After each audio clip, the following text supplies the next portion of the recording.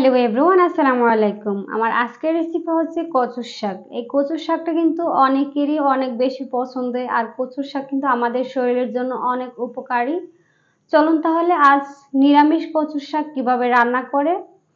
প্রথমে আমি এখানে কচুর শাকগুলোকে ধুয়ে পরিষ্কার করে তারপরে এখানে সিদ্ধ দিয়ে দিচ্ছি স্বাদ মতো লবণ দিয়ে আমি ঢাকনা দিয়ে ঢেকে প্রায় 5 থেকে 6 মিনিটের মতো প্রথমে সিদ্ধ করে নিব। 5 থেকে 6 মিনিট পর ঢাকনাটাকে উঠিয়ে নেড়ে চেড়ে দিব। দেখেন অনেকটাই কিন্তু কমে গেছে। তারপর আবারও আমি ঢাকনাটা দিয়ে আরো 5 থেকে 6 মিনিটের মতো সিদ্ধ করে নিব। দেখেন একেবারে কিন্তু মিহি হয়ে গেছে, সিদ্ধ হয়ে গেছে। তার মানে আমরা উঠিয়ে পানিটাকে ঝরিয়ে সাইডে রেখে দিব।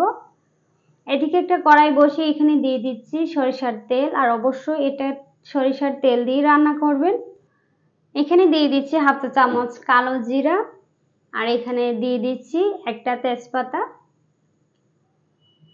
দেন এখানে দিয়ে দিচ্ছি 2টা শুকনো মরিচ দিয়ে আমি কয়েক সেকেন্ডের মতো ভেজে নিব এগুলাকে।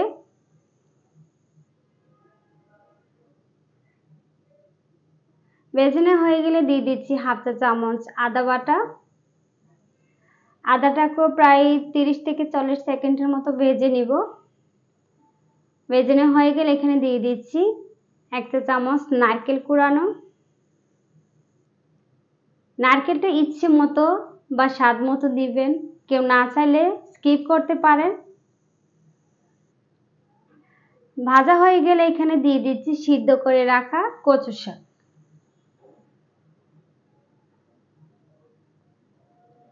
শাকটাকে আমি তেলের সাথে ভালোভাবে মিশিয়ে নিব, তারপর 2 মিনিটের মতো ভেজে নেব। ভেজে নেওয়া হয়ে গেলে এখানে দিয়ে দিচ্ছি স্বাদ মতো লবণ, আর এখানে দিয়ে দিচ্ছি 1 টেবিল চামচের কম মরিচ গুঁড়া, আর হাফ টেবিল চামচ ধনিয়ার গুঁড়া, হাফ টেবিল চামচ হলুদ গুঁড়া, 4টা দিয়ে দিচ্ছি কাঁচা মরিচ, আর এখানে কিছু ছোলা সিদ্ধ করে নিয়েছিলাম লবণ দিয়ে, ছোলাগুলো দিয়ে দিচ্ছি। আর ছোলা দিয়ে এই কচুর শাকটা খেতে না দারুণ মজার হয়। এখন আমি এটাকে 4 থেকে 5 মিনিটের মতো রান্না করে নিব। ঢাকনা দেওয়ার দরকার নেই। তারপর এখানে দিয়ে দিচ্ছি হাফ চা চামচ চিনি। চিনিটা দিলে এর স্বাদ অনেক বেশি ভালো আসে। আর এখানে দিয়ে দিচ্ছি আমি 1/4 কাপের মতো নারকেল কোড়ানো দিয়ে তারপর আবারও আমি 5 থেকে 6 মিনিটের মতো রান্না করে নিব। রান্না করা হয়ে গেলে আমি সার্ভ করে দেখাচ্ছি। এই শাকটা খেতে দারুণ মজার হয়। অবশ্যই এই নিরামিষ শাকটা বাসায় একবার হলেও ট্রাই করে দেখবেন। আর এই শাক আমি জানি অনেক মানুষই পছন্দ করেন। আমার মা খুবই ভালো করে এই শাক রান্না করতে পারে।